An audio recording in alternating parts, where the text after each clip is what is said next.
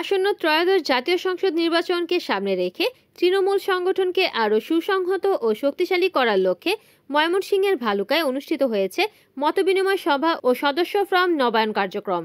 রবিবার 23 নভেম্বর রাতে ভালুকা পৌরসভার 3 নং ওয়ার্ডে এই কর্মসূচির আয়োজন করা হয়। সাংগঠনিক এই গুরুত্বপূর্ণ সভায় সভাপতিত্ব করেন ময়মনসিংহ দক্ষিণ জেলা বিএনপির সদস্য ও ভালুকা পৌর বিএনপির আহ্বায়ক আলহাজ হাতেম খান। তিনি স্থানীয় নেতাকর্মীদের নিয়ে দিক নির্দেশনামূলক আলোচনা করেন এবং দলীয় বর্তমান রাজনৈতিক পরিস্থিতি, তৃণমূলের ভূমিকা ও নির্বাচনী প্রস্তুতি নিয়ে নানা দিক তুলে ধরেন। সভায় আরও উপস্থিত ছিলেন পৌর বিএনপির যুগ্ম আহ্বায়ক শ্রী স্বপন বণিক ও জহির রায়হান, পৌর বিএনপির সদস্য আমানুল্লাহ তাজুন, আব্দুল করিম মোল্লা, পৌর শ্রমিক দলের সভাপতি আমিনুল ইসলাম, সাধারণ সম্পাদক সাদ্দাম হোসেন সহ অঙ্গ ও সহযোগী সংগঠনের শীর্ষ নেতারা। আমাদের সময় আমাদেরকে অবশ্যই আমাদের নেতা কর্মীদেরকে ভালো ব্যবহার করে মানুষের মন জয় করতে হবে।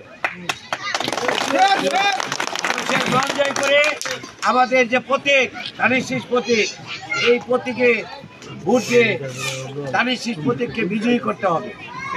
এটি আমাদের এখন প্রধান লক্ষ্য। সেই লক্ষ্যে আমাদেরকে কেউ কিছু বলুক আর না বলুক, আমরা দলের লোক, দলের যে দায়িত্ব কর্তব্য, আমার নেতা দেশনায়ক তারেক রহমানের যে নির্দেশনা, এটি আমরা যথাযথভাবে মেনে চলব। রিপোর্ট করেছেন ময়মনসিংহ প্রতিনিধি ইমন সরকার, NN TV।